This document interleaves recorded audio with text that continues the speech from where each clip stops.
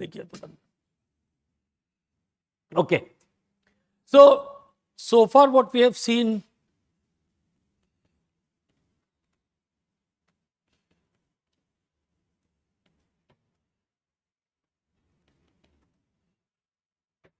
was integral flow analysis, and where this is what we have seen, and we did basically three equations here: equation of mass balance, momentum balance, and energy balance, which essentially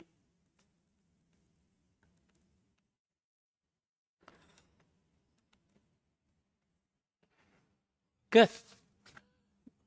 Now some of these also lead us to certain ways of measuring flow rates and pressures. For example, if I have flow in a tube, if I flow in a tube or flow in a pipe, and we wish to find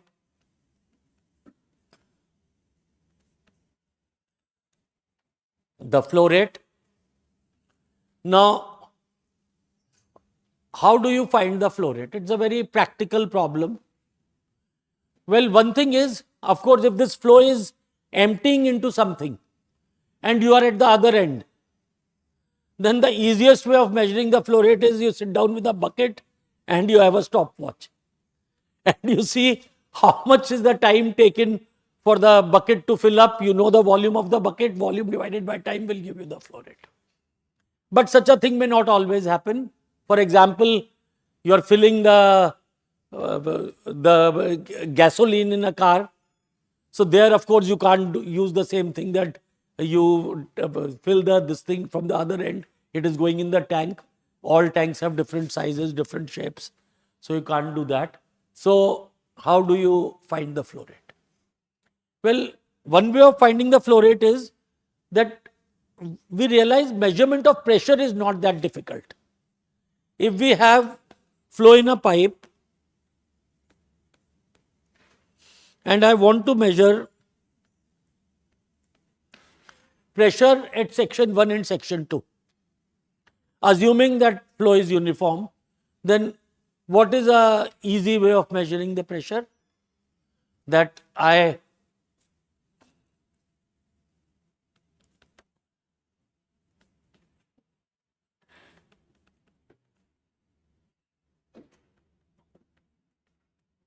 you drill a hole in the pipe and you connect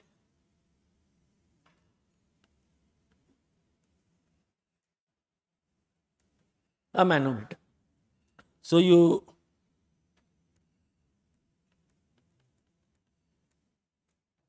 drill a hole here and you connect manometer.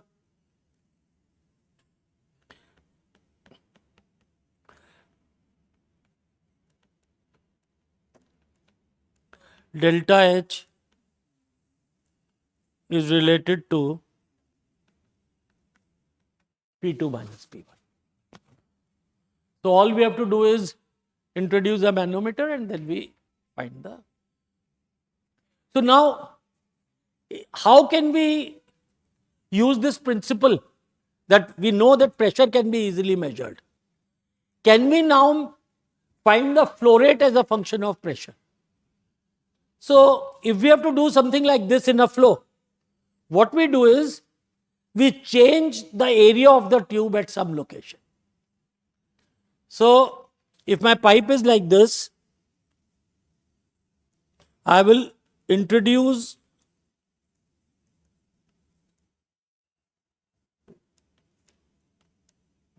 a device of this type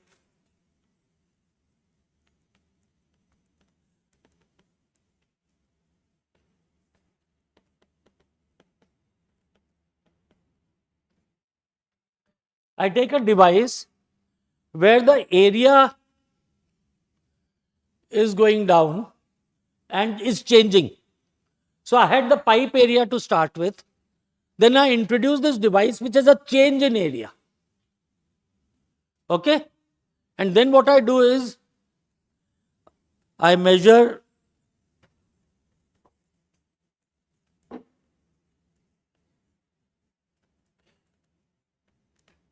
I find, assuming the flow is inviscid, if the area change is not there, P2 minus P1 will be 0. Because Bernoulli's equation, if it's the same pipe, mass balance has to be satisfied. So V1 is equal to V2, and so P1 will be equal to P2, assuming everything is in the same horizontal thing. Okay. Now here what I have done is I have changed the area. So now you can easily see V1 and V2 will be related by mass balance.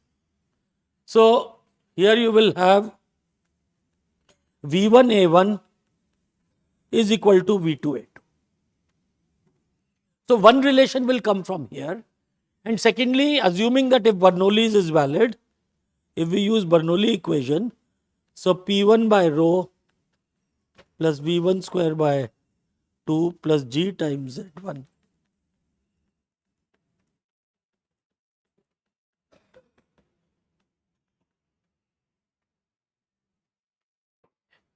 Even if Z1 is not equal to Z2, you know Z1 minus Z2, it can be easily measured. P1 minus P2 will be measured by the manometer. That can be easily measured. And V1 and V2 are related by V1A1 is equal to V2A2. And if A1 and A2 are known, then using these two relations, you can relate V1 or V2 to P2 minus P1. Okay. So this is the way then how flow rates can be measured. So we measure A1, A2 known, P2 minus P1 is measured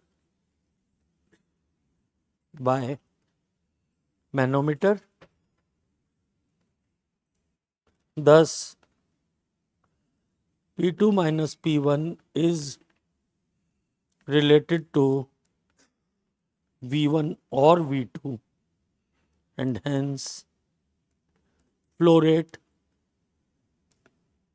can be found.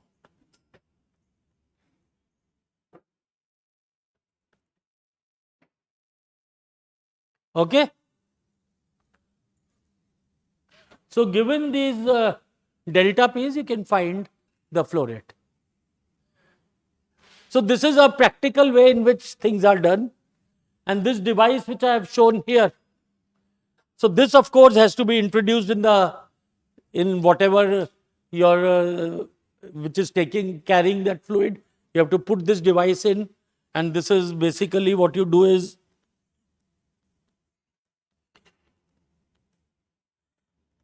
the device is introduced by what we call putting flanges on the pipe, and this device is introduced. Now there are different types of device. The one I have shown here is called a Venturi meter.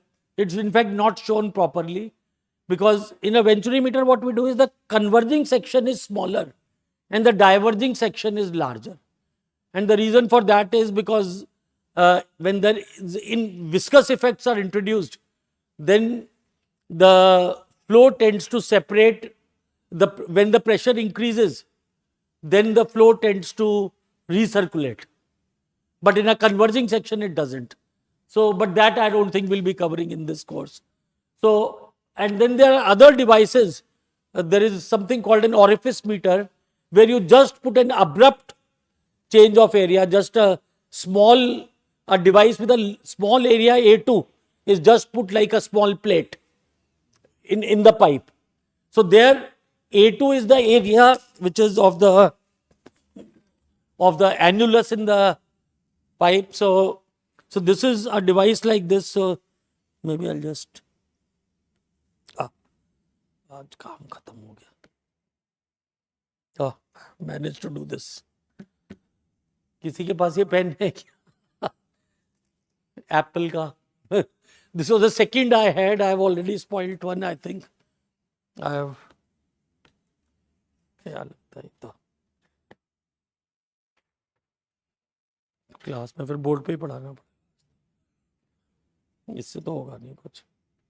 हम आपके पास है क्या कहीं? Apple को मुश्किल नहीं तो इसके ऊपर ये तो नहीं चलेगा, राउटेड ये तो उस पर ही चलेगा। ये तो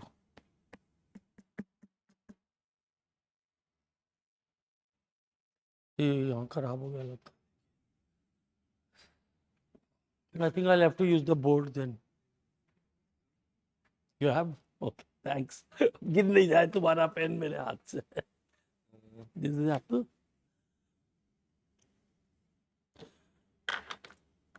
No, thanks. Thank you. ले लेना क्लास के बाद. चलो. बीच में से उड़ा देना if you can. Thank you. So we can easily do. What I was saying was that there's a device like this. This is called a Venturi meter. Then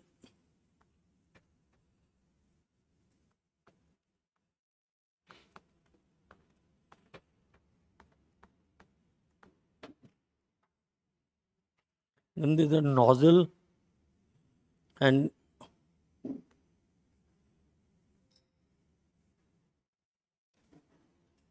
this one.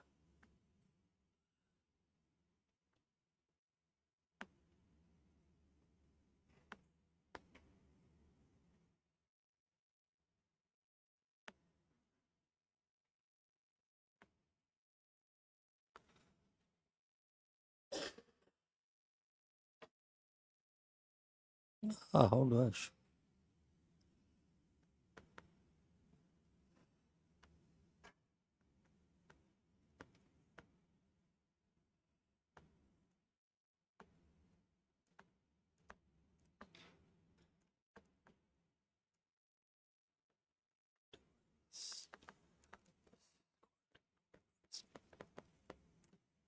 So there are three of these devices where such principles are used: a Venturi meter, a nozzle, and an orifice. And again, what will happen is we have assumed that Bernoulli's equation is valid. Now, actually, there will be viscous losses. So the flow rate which you measure from this formula will be an ideal flow rate. The actual flow rate will actually be less than that because of losses. So using Bernoulli equation, we get a flow rate Q dot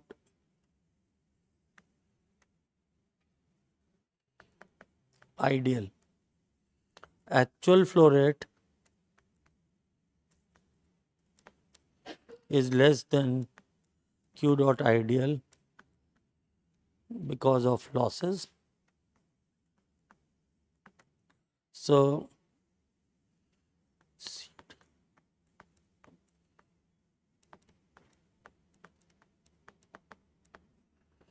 a term like CD, which is called coefficient of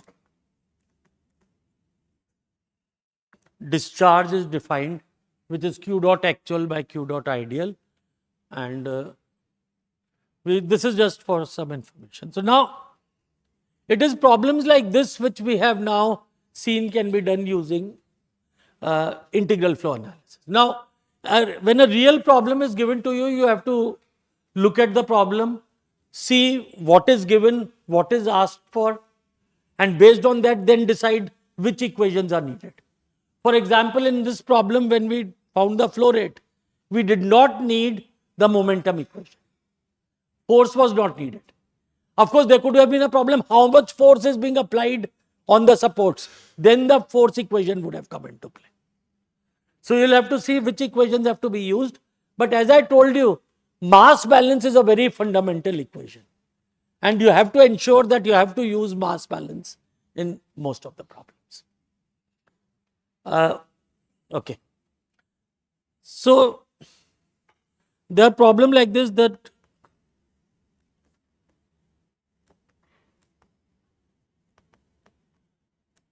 there's a problem in the tube sheet where you have to find the drag force on the cylinder. So the cylinder like this.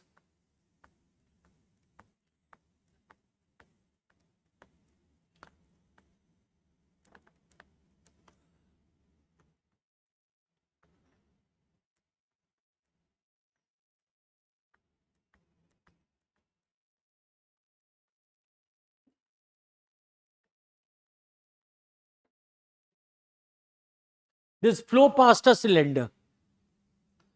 So what is given in this problem is that upstream of the flow is going from 1 to 2. The velocity distribution at section 1, the velocity is uniform given by U1, and the pressure is also uniform given by P1. And on the downstream side, we have U2, which is a function of Y. So my coordinate axes are placed like this. The downstream velocity is a function of Y. And in problems like this,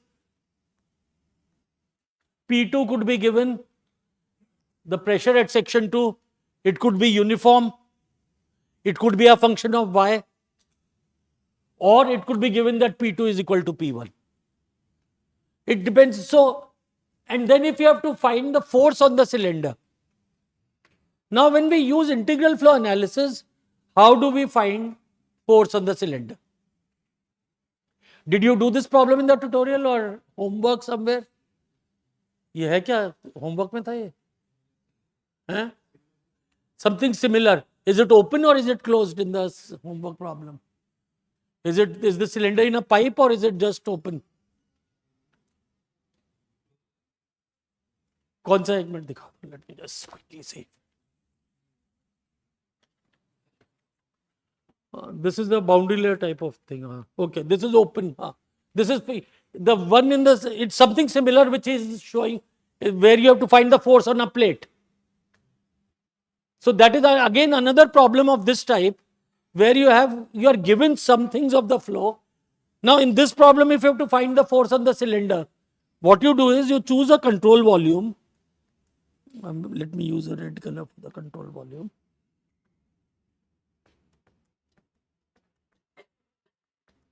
Which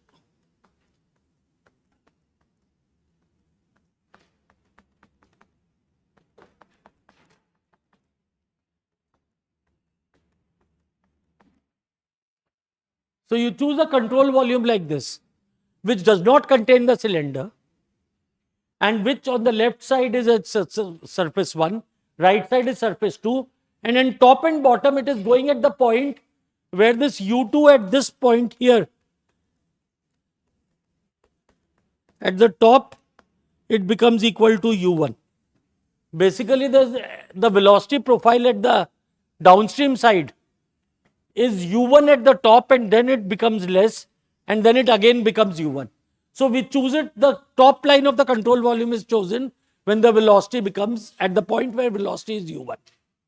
So on this control volume, then you apply mass, momentum, and in fact, here if pressures are given, you don't need to use energy equation. If P2 is given to you, and here you will not be able to find P2 by Bernoulli's equation. Because if the velocity is changing, then on all streamlines, pressure will be different.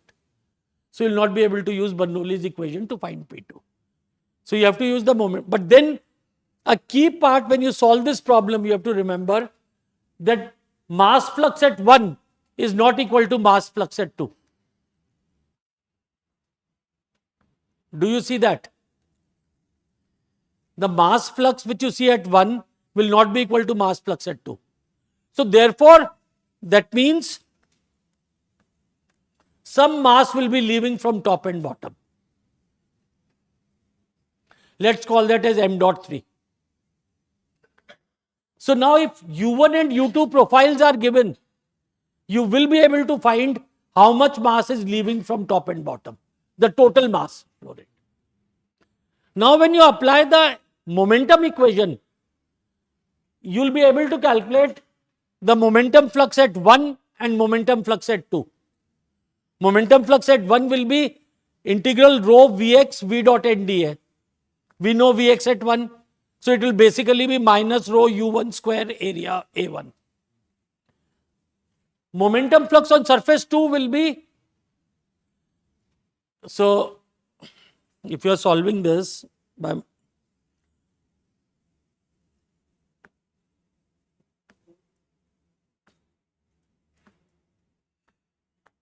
momentum flux here is equal to rho U1 minus U1 A1, where if this height is 2h,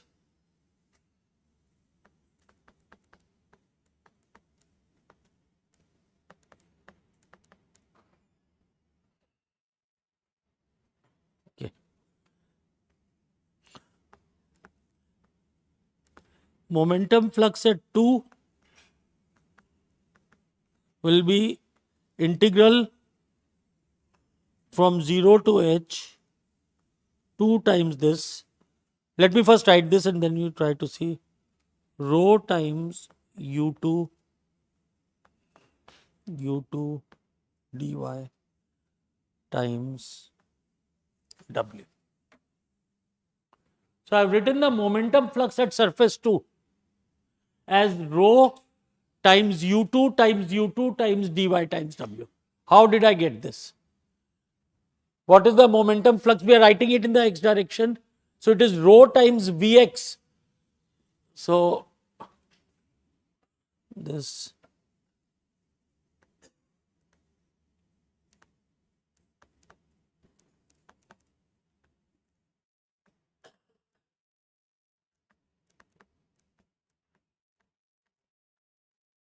on any surface, the momentum fluxes in the x direction will be given by rho Vx V dot NdA.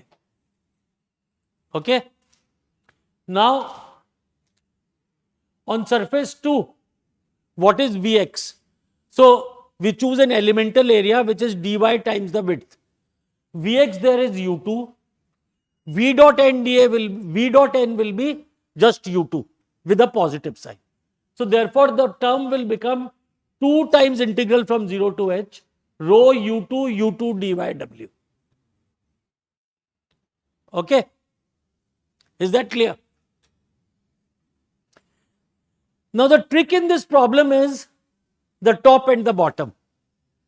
At the top and bottom, what do we know? We know the mass flux total, not individually, the whole integral mass flux. But what is Vx on the x component of velocity on top and bottom? See, the flow is going out, it will go out with some y velocity. But what is the good approximation for the x component of the velocity at top and bottom? It is u1 on the left, it is u1 on the right. So therefore, our approximation we can make is it is almost equal to u1 at top and bottom. So now when I calculate this term for top and bottom, what I will get is Vx will come out outside the integral. It will be u1. And total I will get V dot NdA. What is V dot NdA for top and bottom put together? M3 dot, which we get from mass balance. So that we will feed in and we will get the answer. A typical mistake made by students is that you miss out what is going in from top and bottom. So that can be accounted for by doing this. I think in the homework, another way of doing this problem is you say there is a streamline going, let's see, okay.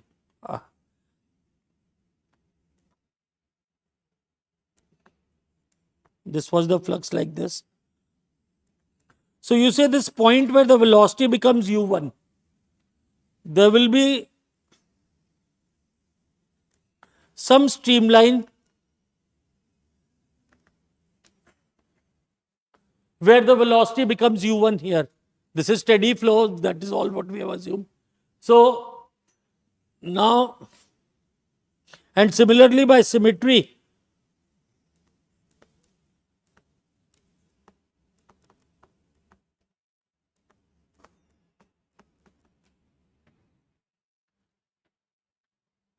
if we choose two streamlines, the two dividing streamlines, one starting from the top part of one and one from the bottom part of one, they will be symmetrical because of symmetry of the problem.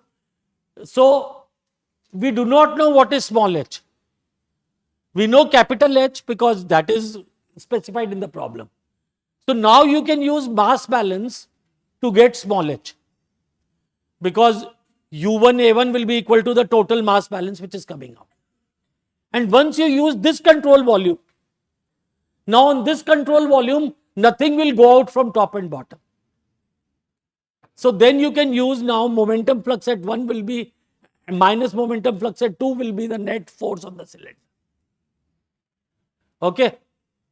So you could use either of the two ways to solve a problem like this. Okay. So now in integral flow, this is how we find forces on bodies, by making a control volume and then trying to do a full analysis on the control volume. But then we realize that there are certain approximations. For example, in this problem, we have assumed velocity is only in the x direction. There is one dimensional flow. Pressure is uniform. All these sort of approximations we make. So in an integral flow analysis, while we can get ballpark estimates of forces and all, but the results will not be very accurate, because we have to make a lot of assumptions to be able to solve these problems. So then what is left with is,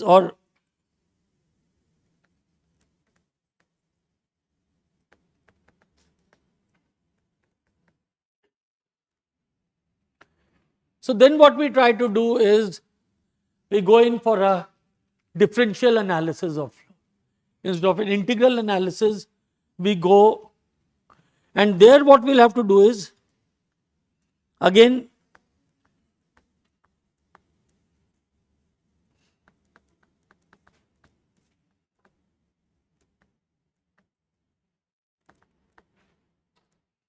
if we have to find force on this cylinder, then if I have to do it using differential analysis of flow, how will I do it?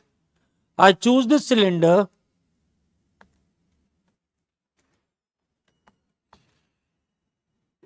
I choose area dA on surface of the cylinder.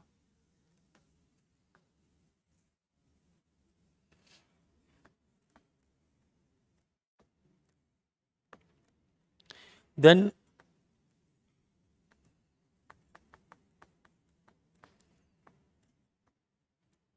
if we know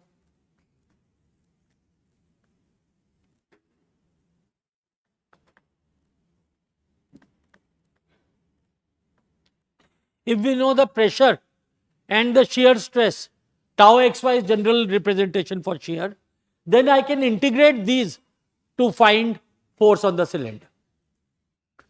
I'll take integral P and dA, that will give me the force in the normal direction, and integral tau xy and dA will give me the tangential force. So take x and y components, integrate over the entire cylinder, that will give me the force on the cylinder. So for that, what will I will have to know? So that means here we will have to find pressure and tau at all points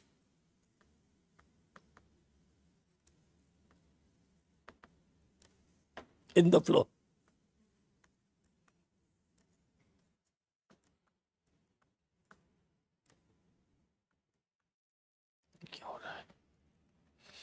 Have I pressed something wrong?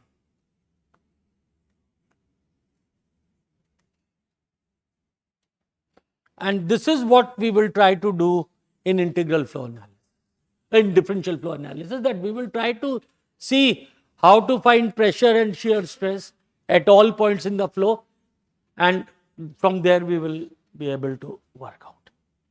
So, now it turns out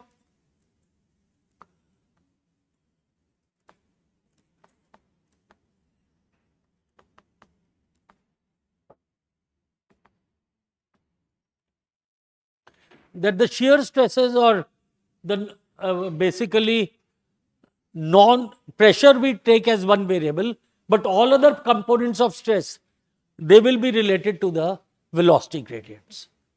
So, that means we need to find pressure as a function of x, y, z, t, and velocity field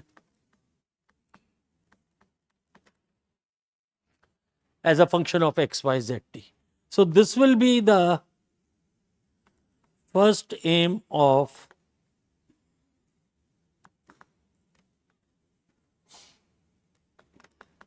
differential analysis, that given any flow situation, we will want to find the pressure at each location in the fluid, as well as the shear stress or the remaining components of stress, and to get that we need to know the velocity at each point. So, the aim will eventually become to find the velocity and pressure at each point in the flow. And once we know this, then we can find the shear stresses on whichever surface we want, integrate and find all the forces. So, now the first thing we have here is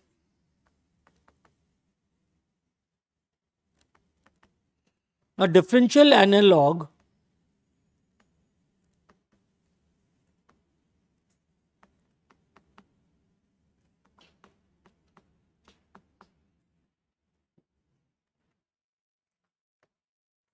we need a differential analog of Reynolds transport theorem. Why do we need this? Because the basic equation is Cauchy equation, which is rho A is equal to rho G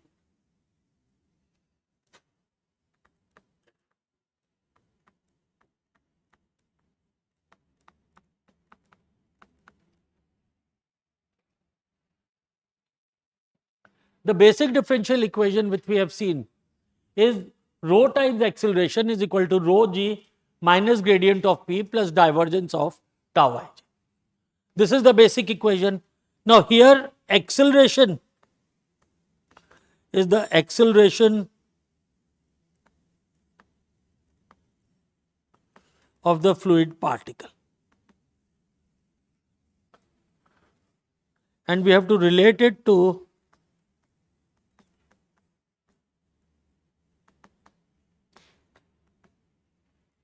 velocity field. So, if we have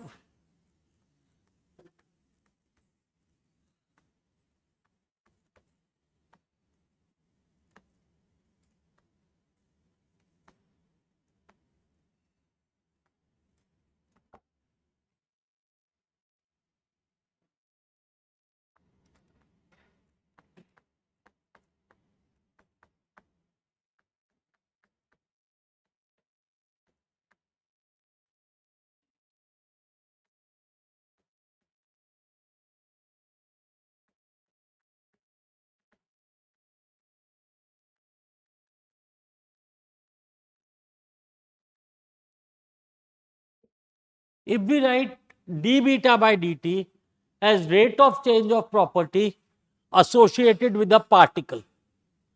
Now, when we say it is associated with a particle,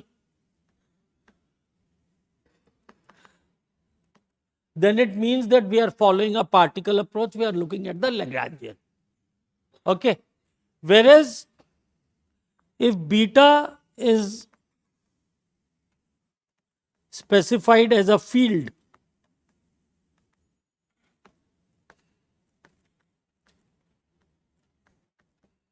then beta is specified as beta as a function of x comma t, and any particle which happens to be at x comma t has the property beta. Okay. So now if we want to find, so that means beta is given as x, y, z, t.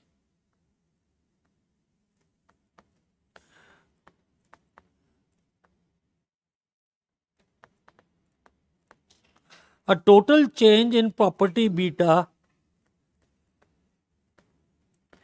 associated with a particle,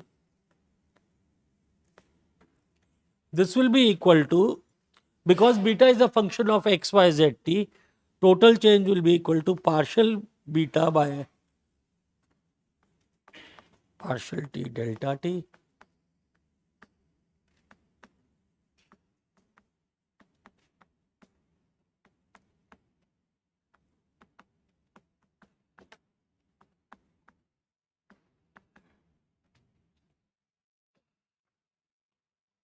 From maths, what we know is that the total rate of total change in any variable is equal to, if it's a function of many variables, then it is the partial derivative multiplied by delta of that variable, that independent variable. When we say partial beta by partial t, we assume x, y, z are constant. When we take partial beta by partial x, then we assume that y, z and t are constant. And so the total change in beta is given by this. Now, based on this, what we can then see is, if I write d beta by dt, this will become partial beta by partial t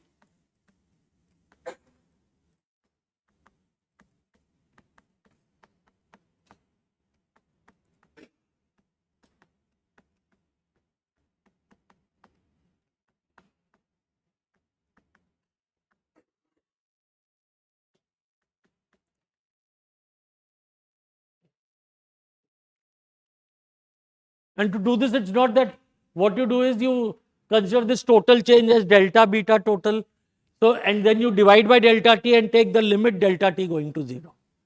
So, that is what you will get. Now, if I am talking of beta of a particle, then what is delta x by delta t?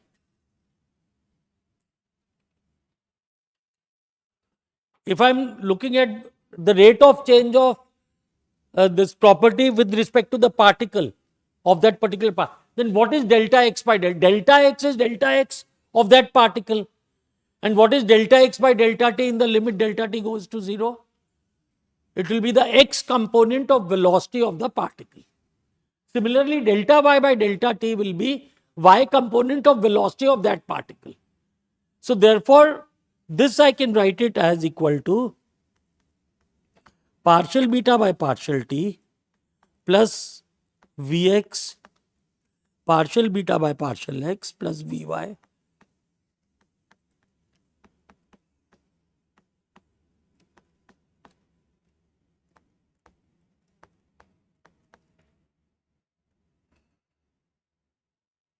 where Vx, Vy, Vz are x, y and z component of velocity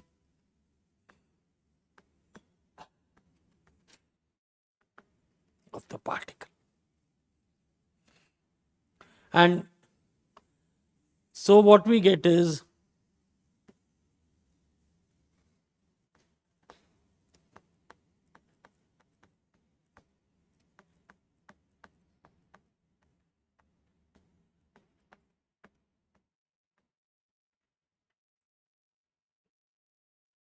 and this Vx partial beta by partial x plus Vy partial beta by partial y plus Vz partial beta by partial z can be written in a compact form in the notation V dot grad operating on beta. Now notice V dot grad is an operator and this is not equal to del dot v. Grad dot v is essentially a scalar. It is partial Vx by partial x plus partial Vy by partial y plus partial Vz by partial z. But V dot grad, this is basically V dot grad operating on something. This will be Vx partial plus Vy partial this thing by partial y plus Vz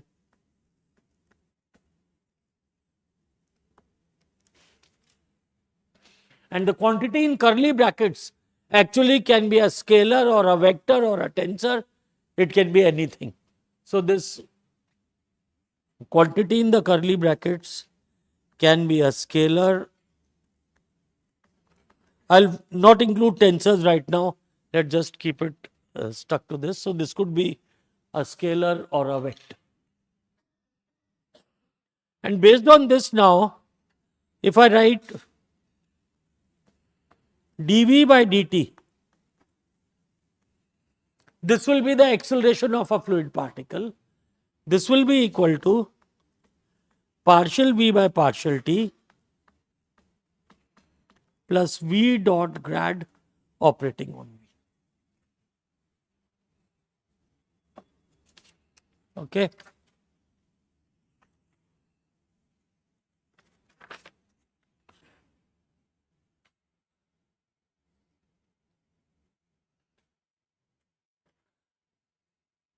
Now,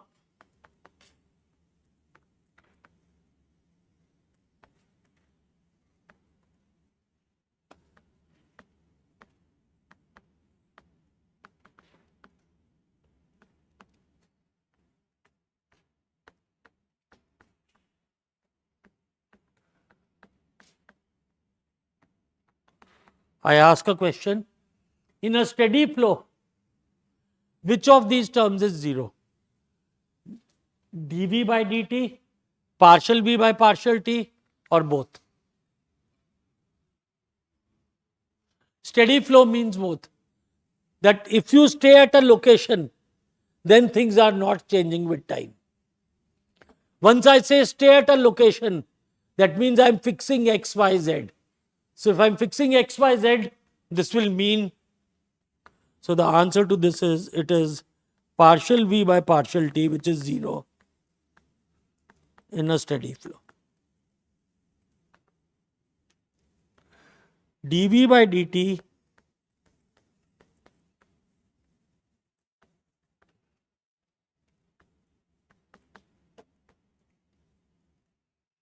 and this we have seen even in integral flow analysis when we look at a converging flow.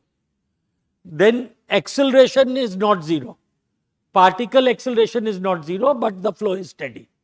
So, we have seen examples of dv by dt is not 0, but partial v by partial t is 0. So, now let us just write the expression for acceleration, because we will be needing this for a fluid particle.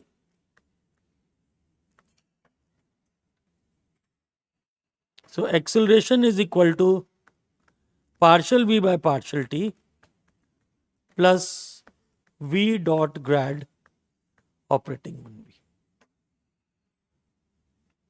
So, this becomes equal to partial v by partial t plus Vx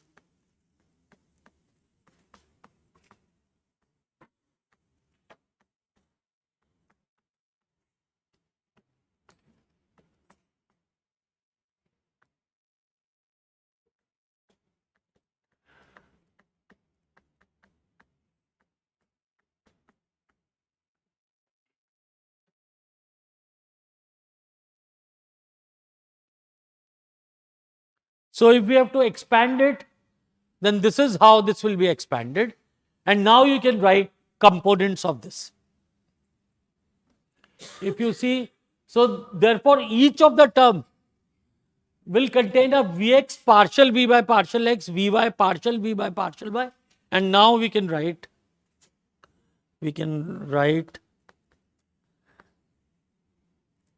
scalar components For example, the x component, if A is equal to AXI plus AYJ plus AZK, so then you write the component, so it will become AX is equal to partial Vx by partial t plus Vx partial Vx by partial x plus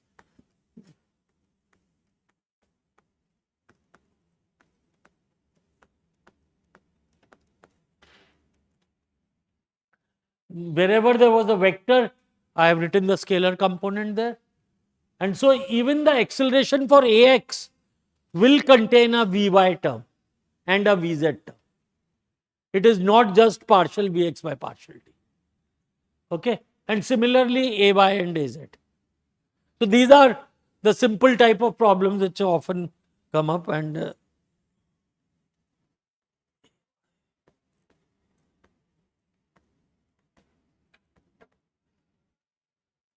Ay, Az I just use similarly.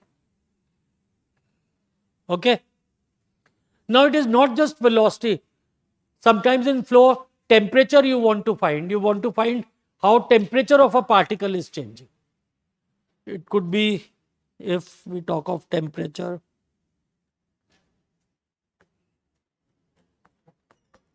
dt by dt, this will represent rate of change of temperature of a particle. That means if you put a thermometer on the particle and keep on measuring the temperature which this particle, as the particle moves, and then take the rate derivative with respect to time, that will give you dt by dt. And suppose if the temperature field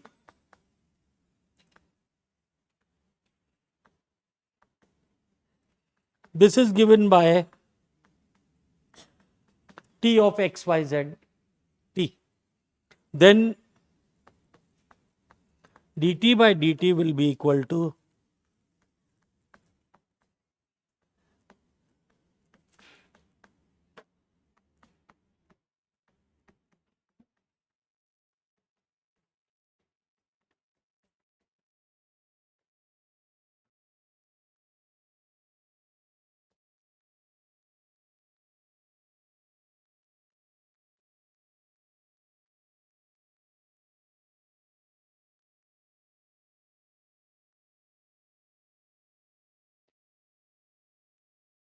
okay.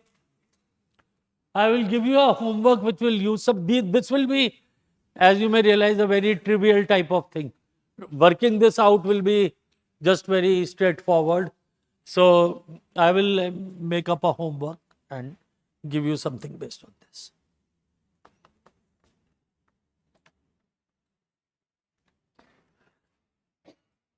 Next, we will move on to, or we have already seen this, the differential form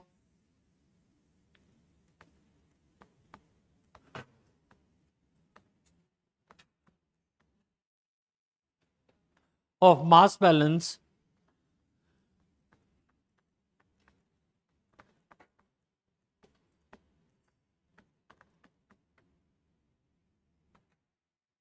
we have already shown this form. When we did the integral flow analysis, I said we shrink the volume to a point or consider an arbitrary volume, and we get this relation. Now, this relation tells us, this is basically telling us a relation between density and velocity at each point in the flow. And if I write it in tensor notation, this becomes partial rho by partial t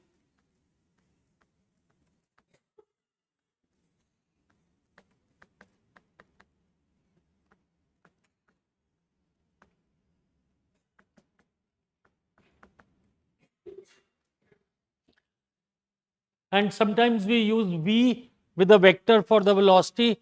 When we use the tensor notation, we use uj for the velocity field. It's the same thing. So uj is the velocity field. So uj is nothing but the velocity vector v. Okay. So now from here what we can see is I can write this as partial rho by partial t plus partial rho by partial xj uj plus rho times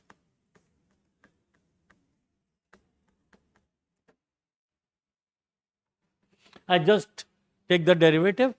Now this term becomes partial rho by partial t plus uj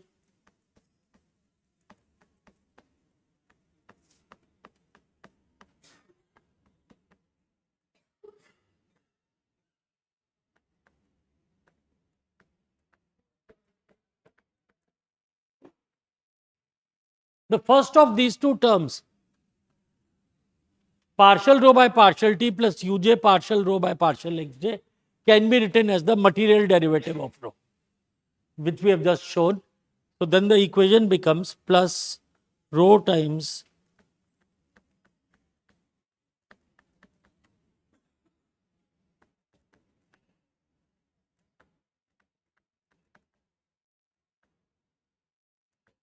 and if the flow is incompressible, then what happens? Then rho is constant.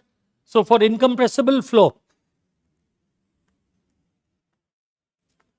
actually incompressible means rho of a particle is constant, not the density field. So that will mean even if rho is d rho by dt is 0, so the mass balance becomes rho times partial uj by partial xj is equal to 0, and this becomes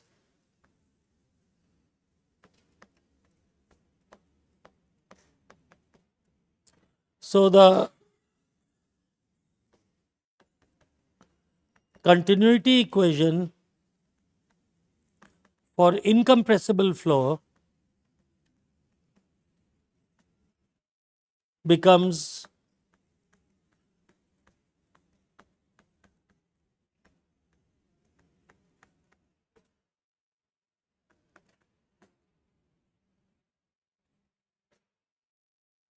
so for incompressible flow where density is constant, then density is not changing at all, then the velocity field has to follow del dot v is equal to 0.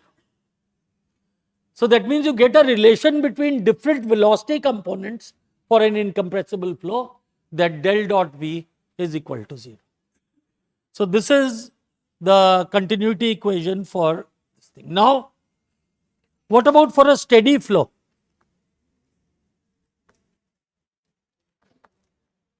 What is the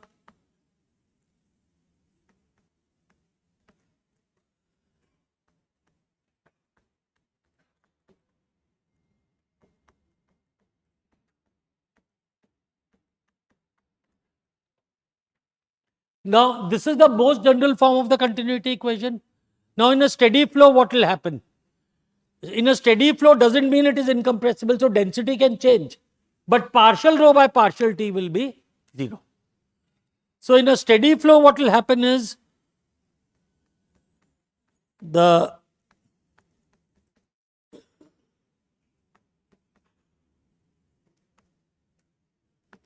continuity equation becomes del dot rho v is equal to 0. Okay. Now, what about for incompressible flow?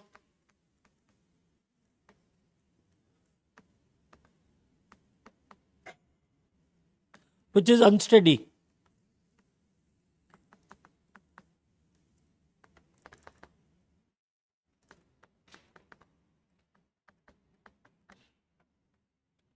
For unsteady incompressible flow, what is the simplest form of continuity equation?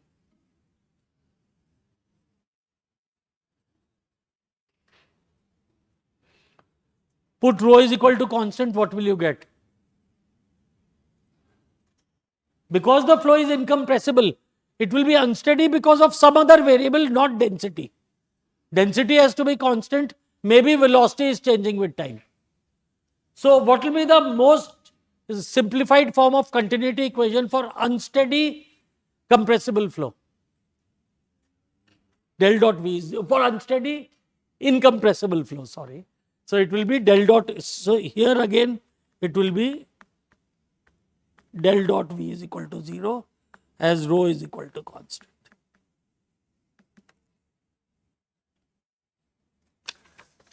So, that means in incompressible flows, and this is what we will be following.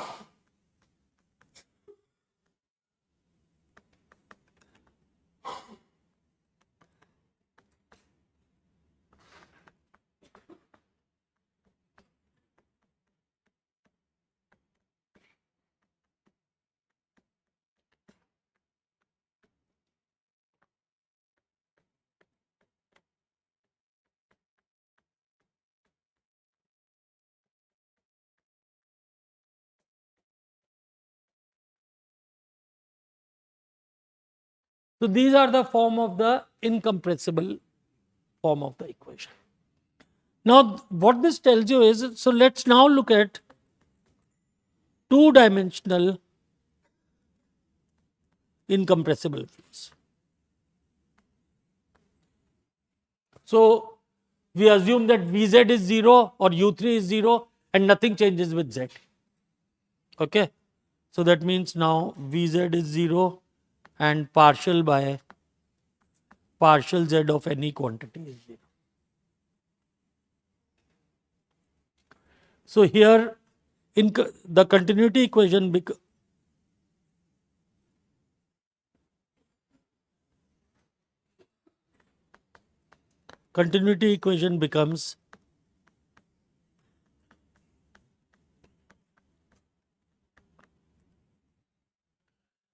so, and it also works the other way. If you are given Vx and Vy such that del dot V is 0, and if it is given it's a two-dimensional flow, so then you can assume that the flow is incompressible. So, if this equation is satisfied, now if we write it in 2D in r theta form, then this becomes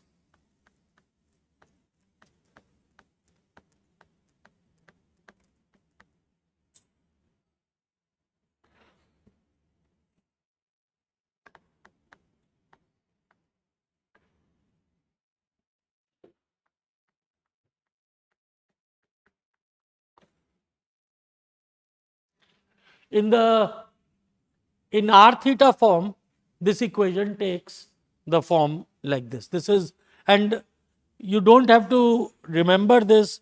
Basically, for full 3D incompressible flow,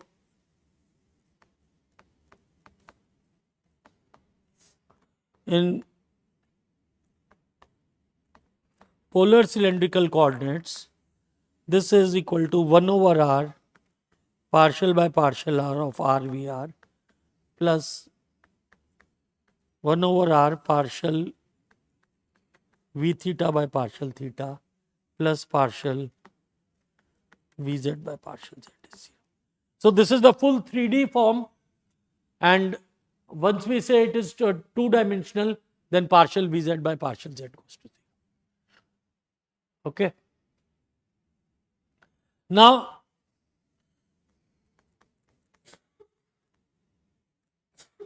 in certain cases we talk of axisymmetric flow. What's the meaning of axisymmetric flow? Axisymmetric flow will mean partial by partial theta is 0.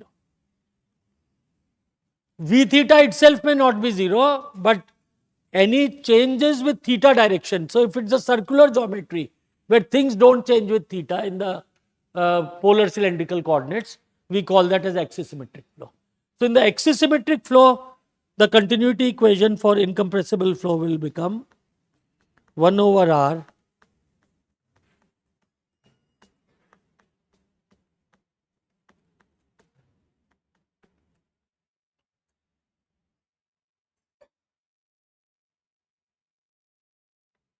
Okay. And in flows where continuity equation has only two components, one can introduce a function psi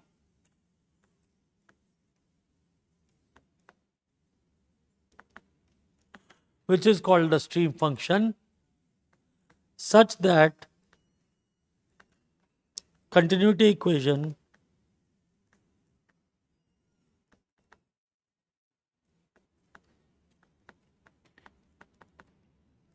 is automatically satisfied. Let's see.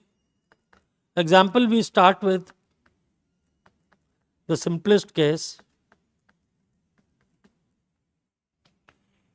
If we have a continuity equation of this form, partial Vx by partial x plus partial Vy by partial y is 0. So now I can introduce, we can define a psi such that Vx is equal to partial psi by partial y and Vy is equal to so you look at the way how we have done it. Vx, partial Vx by partial x was 0. Is not 0, is one of the terms. So we define Vx as partial psi by partial y, the other derivative. And Vy as, we put a minus sign, partial psi by partial x. Now if we feed this in the continuity equation, what do we get? Partial Vx by partial x will give us d2 psi by dx dy. Partial Vy by partial y will give us d2 psi by dx dy, and there is a minus sign, so automatically the continuity equation is satisfied by this function psi. So we can write Vx and Vy in terms of psi. Okay. So now let's try to do the same exercise for 2D r theta. So our equation is, continuity equation we wrote for 2D r theta was 1 over r partial by partial r r v r. So let's, 1 over r is common, so that will go away. So what we have is in 2D r theta, we have partial by partial r of r v r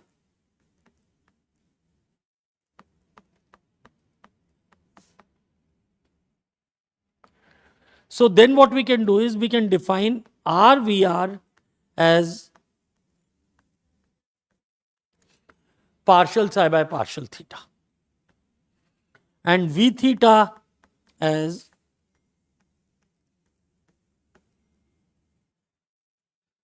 so whatever is the term in the bracket, we take it as partial psi by the other derivative, and whatever is the term in the bracket which was V theta for the second term, we take it as partial by partial r and put a minus sign.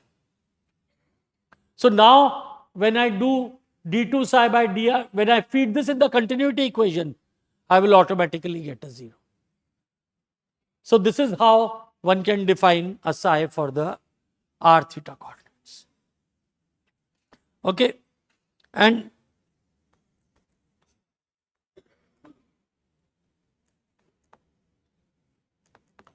this psi is called the stream function. On psi is equal to constant line, let's see.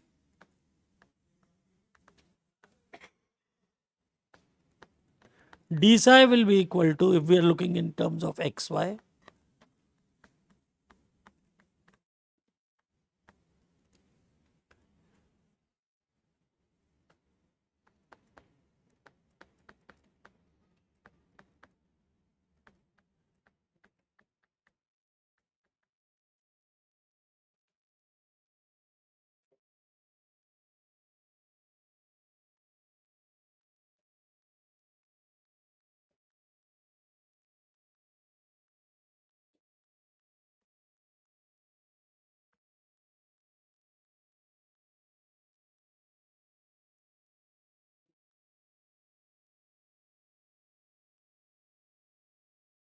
And if I look at a psi is equal to constant line and write the dy by dx for that line, I get is equal to minus partial psi by partial x by partial psi by partial y, which is nothing but dy by vy by vx. And that means this gives me the equation of a streamline. So psi is equal to constant for these two-dimensional flows gives me the equation of a streamline. So this tells us that psi is equal to constant gives the equation of streamline.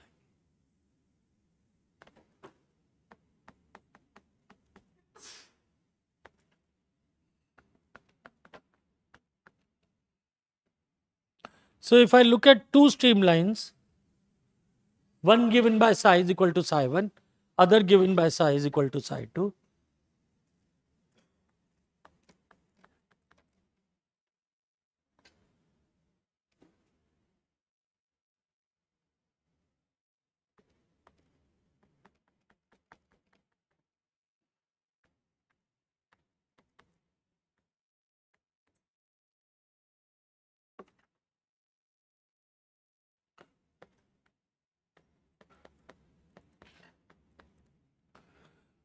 If I want to find the flow rate on a vertical line section from A to A1, I have to take a vertical line.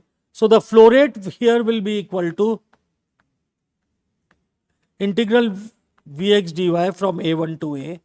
So this will be equal to integral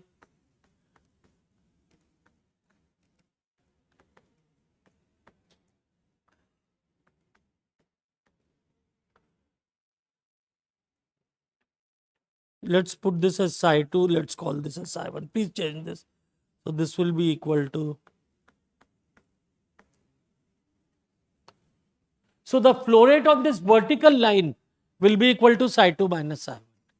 Now if I take a control volume AC C1 A1, then no flow can leave from top and bottom. So the flow rate across any arbitrary section between these flow lines will be equal to the flow rate between A and A1, and that is nothing but psi 2 minus psi 1. So psi 2 minus psi 1 gives me the flow rate per unit width in a flow. Whatever be the cross section between these streamlines, the difference of the value of the two stream functions will give me the flow rate. So this is how one can use the concept of a stream. I think we will end up here. We can we'll in the next class we'll see, or we'll start from with the momentum. Okay.